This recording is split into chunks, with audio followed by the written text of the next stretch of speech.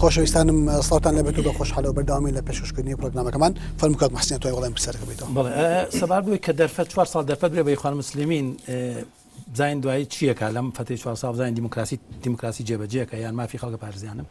بەڕای من هەر دەسەڵاتێک 4 ساڵی بێتی ئەزانین چۆن دوایی بە هیچیش نایەتە خوارەوە 4 ساڵ زۆرە دەسەڵاتێک هەر لەمڕۆ دوای 6 مانگ یەکەم بڕیاریەوە بێ کە بڵێ هەموو قەرارەکان دەستی مورسیا بێ لەسەر و قەزاوە بێ و ئەو پەرلەمانەی کە ئیسلامیەکان خۆیان زۆربەی باڵێن ئەغلبێتیان تیا هەیە ئەمە کا بە ئەسڵ و قەزا و دادوەر ناتوانێت بە هیچ شوێک نەقزی قەرارەکانی بکە بەڕای من ئەمە محاولاتێکە بۆ ئەوەی کە ئەم دەسەڵاتە مستەبیدە بەڵام بەناوی خەڵکۆ جاری کە فەرز کاتەوە بەسەر خەڵکان ئەلە وەختم بەرێ بۆی خۆم فەرز کەم بەسەر تا دوای تاوان بەشێنایەتە خوارمە حقیقەتە هەموو دەسەڵاتەکان وایان کە جمهوری ئیسلامیش لە پێشا ئاوا نەبوو هەمومان لە بیرمانە فترێک بوورە حاکمێتی لیبراڵەکان بوو مادی بازرگان ڕئیسی وەزارە جمهور بوو بەڵام وردۆ دە کە خۆی گرت دوایی ئەوە بوو بە قەتڵ عام و خاڵخاڵی دادگای خیابانیدان سەر جادەکانە بە هەزار کەسی کوژ ئەمەی مرسی بە بڕای من یەکشتی کەتان پێڵم سێریم ببوون ئەم بڕیا ئەمە قەراری هینە ڕئیسی میسرە کاڵێ ئەڵێ ئێمە لە خطابی ئەخیریا کە هەرە ڕۆژەی کە 22 پێم وایە مانگ بووە سەبار بینی دەستوریەکە لاین دەستوریەکەی کاڵێ سوف يستخدم القانون ضد من يوقفون عجلة إنتاج ومن يقطعون الطرق يعني قانون بەکارێ هێنین بۆ دژی هەموو ئەوانەی کە ئەجل ینی کار ڕاگرن و ڕێگا بڕن مەبەسی لە چییە؟ مەبەسی لە دەورانی شۆڕشە هەزاران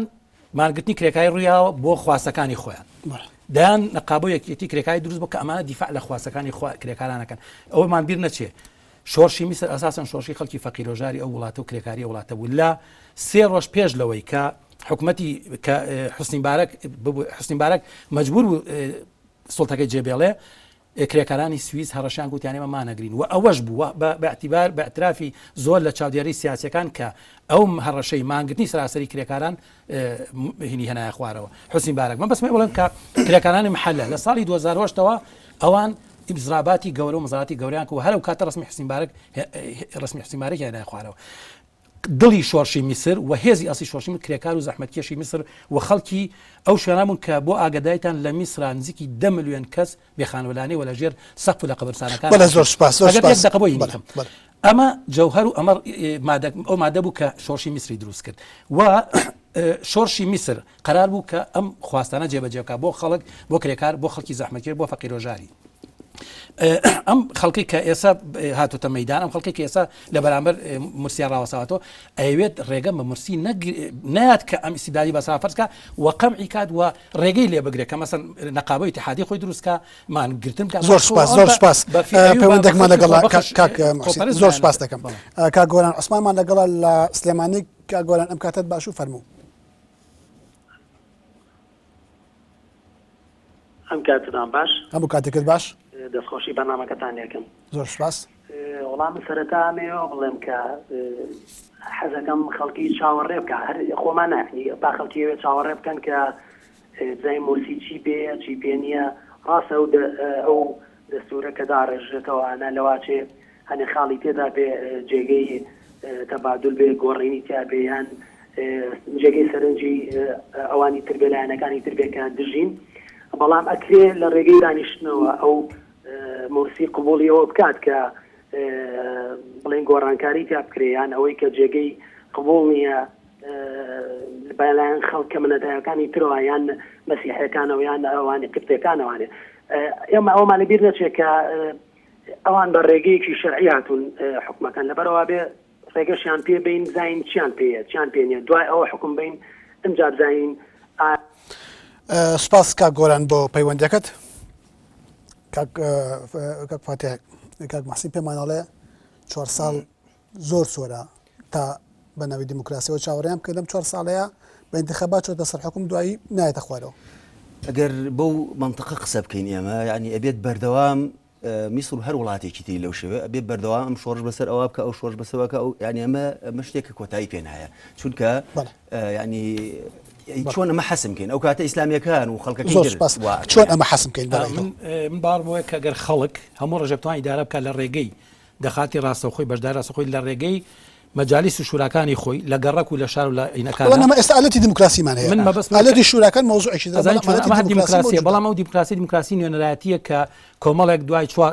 ئەچن دەنگیان دوای 4 ساڵ هیچ شتێکیان پێراکە لە مای 4 ساڵە دوای 4 ساڵەکە مەسەن ئەوان بۆیان هەیە جایکە چەند سارێ بچن دەنگ بنەوە مەسەن لە بەریتانیا تۆنی بلێر بە دەنگی خەڵگات بەڵام 2 میلیۆن کەس لە 15 شوباتی ساڵی 2003 هاتنە سەر جاوتیان نابێت شەڕ و شەڕیش کرا ئەو جەریمەی ئەشکرا و ئەسەن دەیشکۆ کەوانی بیانی شەڕەکان هیچ نەبوو و درۆ بوو ئەو بۆ خەڵکی بەریتان بۆ خەڵکی عالمیش دەرکەوت من قسەکەم زین چۆنە 4 ساڵ زۆرە من فرسەت بەم هەموو شتێکی ئەرکانەکان دەزاتی خۆی داوتێ و پیشانیاوە زۆرزانم بڵێ ئەوە بەکارێنی کە ئەوێ قوتاعەت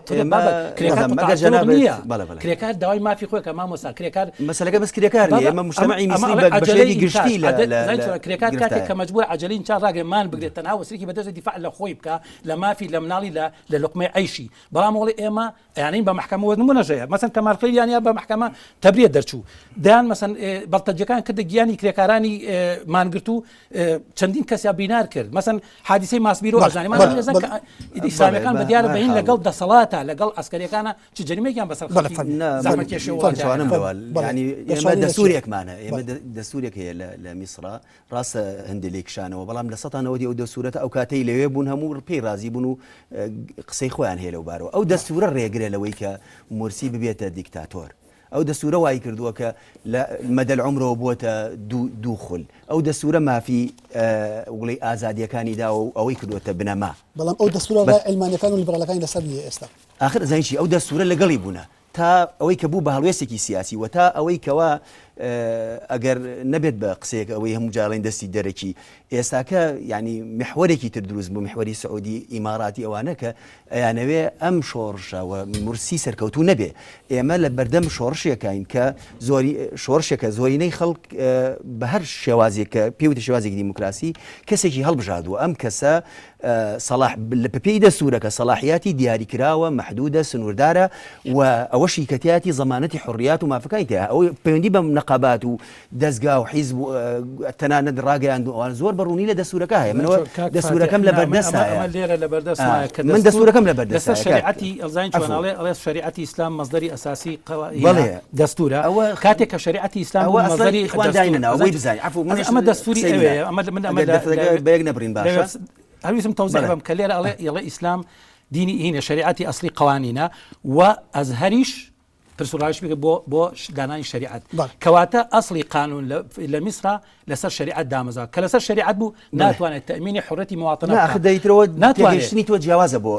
ئەوەی کە من لێ تێگەیشتم ئەمە ڕەتی بە تێگەیشتنەوەی ئەزای چۆلە من کابرایە کە ئەگەر ئیسلامی نەبێ مەسەن باوەڕی بە شریعەتی ئیسلام نەبێ باوەڕی بە قانون ئیسلام نەبێ لە قانونا مافی پێشێل کراوە تۆ توانی وەکو ئینسانێکی ئیسلامی نوێژی خۆکەی هەر مسلمان توانێت نوێژی خۆی کا مزگەوتی خۆی بە بەڵام قانون ئەبێ محاید بێ یعنی چی یعنی ئەبێ ئیسلامیەک کۆمۆنیستێک ملحیدێک هەموو شتێک مافی پارێزەبێک و ئەوروپا بەڵام بەداخەوە ئەڵێ شریعەتی ئیسلام مەزدەری ئەسلی تشريع على مصر وازهريش او النصارى دو بيوندي مالغلا ديمو ولاد كاك بارزان نجمدي ما نقل للدكان كاك بارزان بكاتت باشو فرمو كاك هم كاتب دام بسلام وبرنامجكتان هي براسي دانشنكتان دانشنشي باش يعني اويا ميوانا كان زود قصيتي نابرني وادارم لهم برنامجان دابوشيو بيا مسألة مصر يعني براسي هسا أخذ السلوكان نفسنا وخلق واني بدني جزء بسري أو قاعد أقول فصلا كلا جيبتك فصلا جنكاي يعني بوشي ونابي هو زار لسلة هذا يا بالنسبة يعني عندك نعمل براسي قليم بو يعني هي يعني أم مسألة مصر أمانيا اللي بو ببارك بس عشان يعني وانيا أو عندك برنامج لصر أو عندك برنامج لصر ناو خوي كردستان يعني لسر بله بابتك بابتي شي جهاني وبيوندي بس اسلامي كردستاني شو هي والله لسر مسألة جزء وانا وده برنامج ناكم دستان خوش بويا بس مقصد من الرخنم بو او كنارانا هيك زيادة الزور دقينا لمسألة دسات اسلامي هي اللي قرنكاك باين سؤال صار بين سر حكم ايش اخوان كانوا سركتوا من بعد سركتوا جنب المقابله اما ناس سلاحا فيه وناس فنجان فيه بدن بله زۆر سپاس بەرز هەرێم ئەحمەدمان لەگەڵا لە هەولێر ئەم کاتت باشکا هەرێم فەرموو هەموو کاتێکت باش میوانەکان دەکەم دەستخۆش لێوە دەکەم لە بەرنامەکەتان دەکەم زۆر سپاس وەکو کاک نەزمەدین باسی کرد ئەمش دەمەوێت پێشنیارێک بکەم و بەرنامەکەتان وەکو کێشەکانی وەکو میسر یاخود دەوڵەتێکی ئەڵمانی و دەوڵەتێکی ئیسلامی دەکرێت بامە بین سەر باسی کوردستان ئێمە دەبین لە کوردستانیش بەسەر شێوە ئەو قەیرانە هەیە مەسەن ئێستا گروپەکان هەروەکو حیزبەکان کە ئەو وڵاتی خۆم بەڵێ ئیسلامیەکان و ئەلمانەکان مەزن دەبینین ئەمن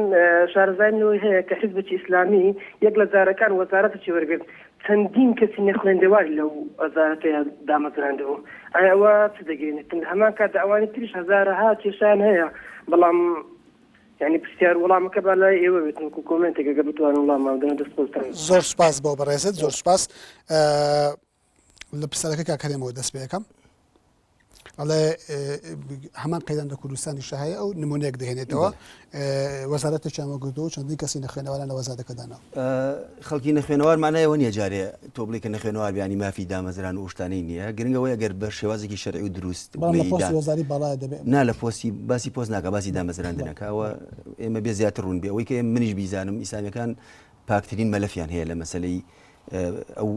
بەشە دەسەڵاتی کە بەریان کەوتووە لە فترەکانە من وازانم بگەڕێنەوە بۆ ئەوەی کە لە میسرا ڕووەدا ئەوەی کە لە میسرا ڕووەدا ئەوەیە کە ئەلمانیەکان و لیبراڵەکان توانای قبولی بەرامبەریان نییە ینی گرفتەکە لێرەدایە و ترسی ئەوەش ئیسلامیەکان بەرامبەر قبول ناکەنەوە بۆ سەرێرە قسەیەکم هەیە چونکە ترسی ئەویان هەیە لە ماوەی 4 ساڵە گەورەترین خزمەت بە کۆمەڵگەی میسری بکەن و لەمەوە پێگەی خۆیان لە دەست بدەن ئەیانەوێ هەر لە سەرەتاوە ڕێگەی لێ بگرن من وازانم ئەمە گرفتەکەیە طبعا من لەگەڵ ئەوان نیم هەر کەسێک بێ هەر کەسێ زڵم کە ستەمکاری کا دیکتاتۆری ئیسلامی بێ و غیری ئیسلامی قبول نییە یعنی ئەوە ئێمە خۆمان بەڕاستی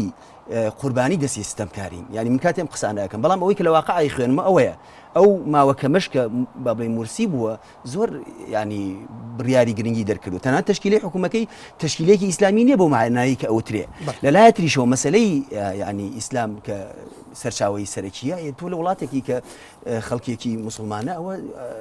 ئاساییەکە بەو شێوەیە بێت بەڵام لە هەمان کاتە هەر لە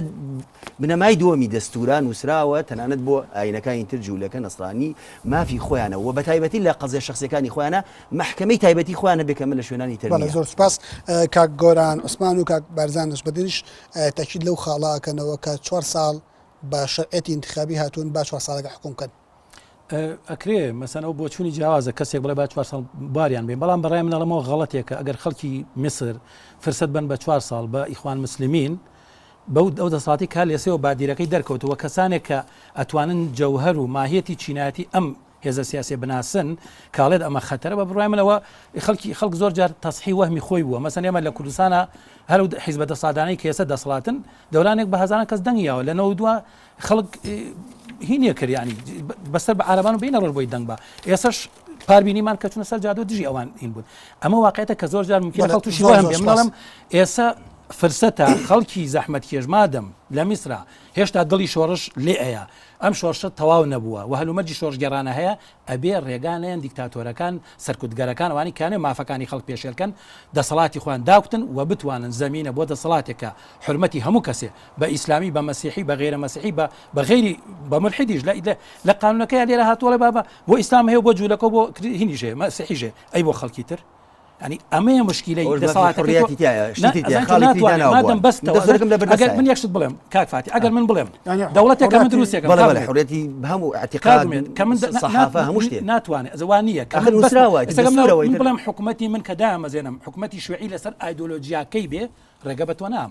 من حکوومەتی ئەتا کۆمۆنیزم ناچم لەسەر ئایدۆلۆژیادا بنێم لەسەر ئەساسی تەبەقەکانی پێشوو منەوە خاوەنی ئەوەگە فرسەت بێت سەرەکەی خاوەنی تەجروبەی ستالین نیم بەڵام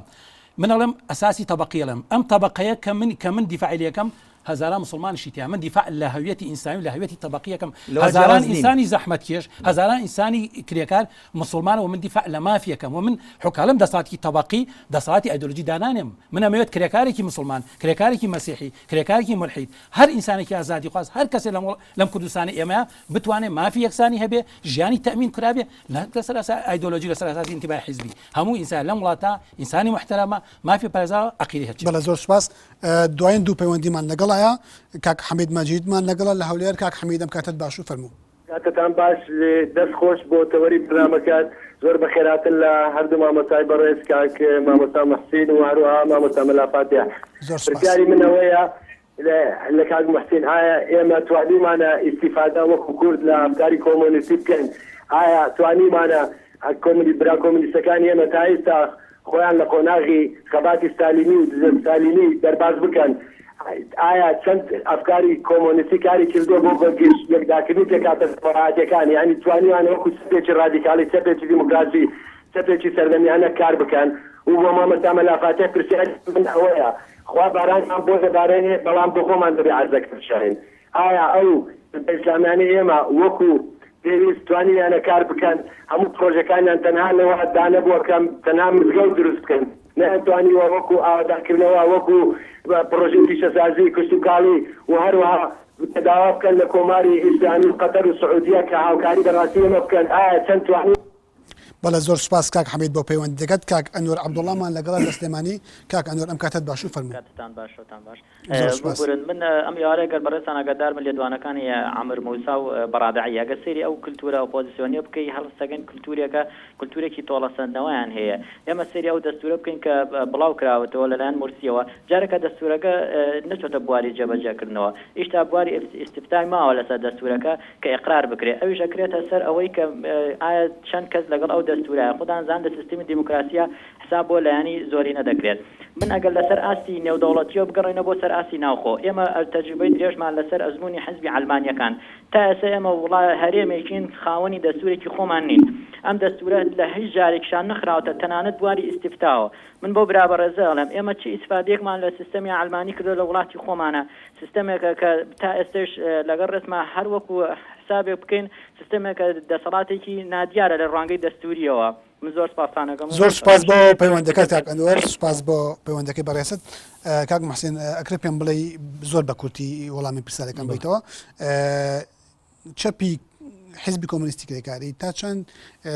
توانیوەتی چەپێکی کراوە و سەردەمی بێ بۆ خزمەت بە خەڵک یان وازی لە کولتورە ستالینی هێناوە ئێمە بە هیچ شێوەیەک سەر بە خەتی ستالین نەبووین نین ئەوە ئەمەوە حەقەتە بڵێم کە ئێمە بەشێک نین لەو ڕێگە فکریە لە بنچینەی فکری ستالینی لە کوردستانی شاگەر هەر کەسێک بە وجدانەوە سەیری تاریخ کۆمونیستەکان کە یەکەم هێز کە دیفاعی لە مافی ژن کرد ئێمە بووین ولا ئازال ئێمەین یەکەم کەس کە دیفاعی لە مافی کرێکار کرد و شعار و دروست بەس دیفاعی کرد ئێمە بووین دیفاعی لە دەستفرۆش کرد ئێمە بووین دیفاعی لە خەڵکی ئاوارە کرد ئێمە بووین دیفاعی لە خەڵکی کوردستان کرد ئێمە بووین یەکەم پلتفۆرم کە درا بۆ سەربەخۆی کوردستان لە کاتێکە کە لە ساڵی 1996 ئێمە ئەو کاتە تەرحی سەربەخۆی کوردستانمان کرد و بنەماکانمە بۆ ئەبێ خەڵکی کوردستان جیابێتەوە هەر ئەو کاتە لایەن حزابەکان کە ئێستا حاکمن وە خۆشیان حزابی قەومی کورد بوون و ساڵانێکی زۆر لەسەر مەسەلەی کوردنانیانە خواردوینیانە کرد بەرامبەر بە ئێمەوەسانە و ئێمە لە ساڵی 2000 نیشتمانی یەکێک لەوەی کە پەلاماری ئێمە هۆکارەکە بوو شکاتی دەکرد پێشەوتی ئەمانە داوای سەربەخۆی کوردستانەکەمە پێچەوانی دەستوری عێراقی بەڵێ زۆر سپاس دەکەم کاک فاتح بە کورتی وەڵام بیتەوە باسی لەو ژاک حەمید خوا باران دەبارانە بەڵام پێویستە زەوی بۆ بژاڵی بە معنایەکی تر ئەگەر نصوصی جوان و باسکردن عەدالەتە بێ بەڵام ئیسلامی سیاسی لە کوردستان چی کردەوە زۆر بە کورتی بەڵێ لە ڕاستیە ئیسلامی سیاسی ئێمە ئەبینین کە ینی دیارە ئیسلامی سیاسی لە ناوخۆیە چەند ڕوتێکە بەڵام ڕوتی زاڵ و بەهێزی ئیسلامی سیاسی ڕوتێکیمان ڕەوە ڕوتێکە کە بەڕاستی خزمەتی گەوری بە کوردستان کردو لە کاتێکا کە شەڕی ناوخۆ بووە ئەو ڕەوتە توانێتی خزمەت بە خەڵکی کوردستان کە بە هەتیوەکانی کوردستان کە بەکردنەوەی مزگەوتەوە بیگرە بە مستەشفا و خەستەخانەوە بیگرە تاوەکو چەندین پرۆژەی تر لەم بابەتە ئەمە لەگەڵ ئەوەی ڕێگەیان پێ نەدراوە ئیسلامیەکانی کوردستان کار بکەن بەڵام بەردەوام داکۆچیان کردووە لە مافەکان زۆر سپاس زۆر سپاس ئەمەوێت پرسیارەکەت لێ بکەم وەڵامەکەت گەشت یەشێک لەو بەڵگە بەهێزانە یەکێک لەو ئەلگۆمنتانە ئەگەناڵم بەهێز بە هەروەکو بەڵگە باسی بکەم هێنێتەوە بۆ ئەوەی کە پێویستە ڕێگە بگیرێ لە حکمی ئیخوان موسلیمین لە وڵاتانەی لە حکمی ئیسلامی سیاسی ئەوەیە لە ئەزمموی ئەوروپایە هیتلەر بە انتخابات هاتۆتە سەر حکم لە نوێترین ئەزممویشا سەرکەوتنی ڕاستڕەوەکان بوو لە نەمسا و بە انتخابات و بە زۆرینەی دەنگەلی نەمساتن بەڵام کاتێک سەری ئەفکار و بیرروباوەڕی ڕاستڕەوەکانیان کرد گوتە ئەم هێزە سیاسیە نابێ حکومڕانی وڵاتێکی دموکرات بکە و دیکتاتۆریەت ئەسەپێنێ بۆ لەسەر کورسی حکومڕانی هێنایانە خوارەوە لە کاتێککە ئەزانین کە نەمسایشی کە لە دیموکراتیترین وڵاتەکانی جیهان کاتێک ئەمە لە یەکێک لە دیموکراتیترین وڵاتەکانی دنیا ڕەوا بێ هێزێک مادەم ئەگەر ئەوەی تیا بەرەو دیکتاتۆریەت بڕوا ڕێگەی لێبژیرە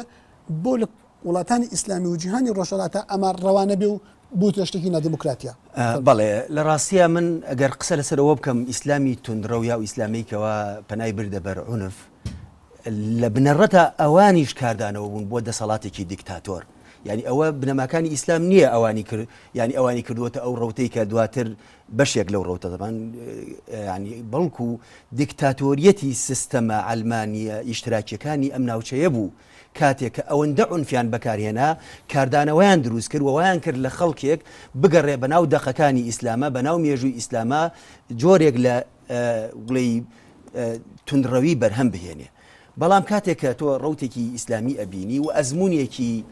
56 ساڵەی هەیە لەوەی کە کاری سلمی ئەکاوە لەوەی کە خزمەت ئەکاوە لەوەی کە لە وەفاعیق و نووسینەکان یا داکۆکی ئەکا لە مافەکانی مرۆڤ و قوربانی یەکەمی دەسەڵاتە دیکتاتۆرەکانە لەگەڵ ئەوەشە خزمەتی کۆمەڵگەی کردووە ئێستا تۆ ڕێگەی لێ ئەگری بەوەی کەوا جارێکی تر لە سەردەمی ئازادی گەلانە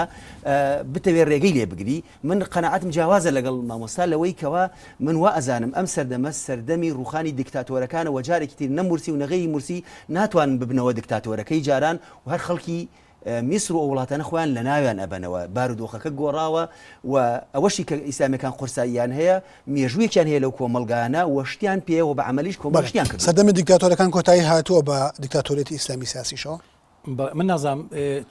هیچ ئەگەرێکەیە بۆ دووبار ئەم پێوایە دنیا گۆڕاو لەش کەسی قبول ناکەن بێ بە دیکتاتۆر نازانین چۆن من تەوزیح هەمار ڕوون کردوە کە سەبەبیەوەی ئەم دەوڵەتان لە منتیقا دیکتاتۆرین بۆچی من نازانم چی ڕوویا بۆچی دیکتاتۆریەت ناتوانێت ئینتاج بێتەوە مەسەن سەبەکە چیە بەڕای من ئەبێ بەڵگەیەکی اقتصادی سیاسی اجتماعی بە مەسەڵە گوسەردەم گۆڕاوە منەڵم نەگۆڕشی گۆڕاوە طبقات هەر هەیە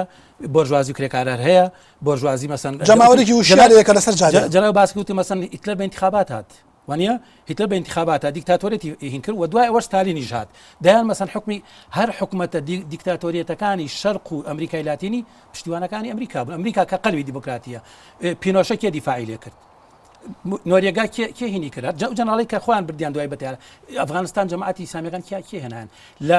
مەخبەخەکان بە ئیرادەی ئەمریکا نهاتووە شۆڕشانە بەڵام شۆڕش قسەیەک شۆڕشەکان شتێکی شۆڕشەکان شۆڕشی ئیسلامی نین شۆڕشەکان شۆڕشی ڕۆڵی گەوریان شۆڕشەکان شۆڕشی خەڵکی کرێکار و زەحمەتکێش و فەقیرەکان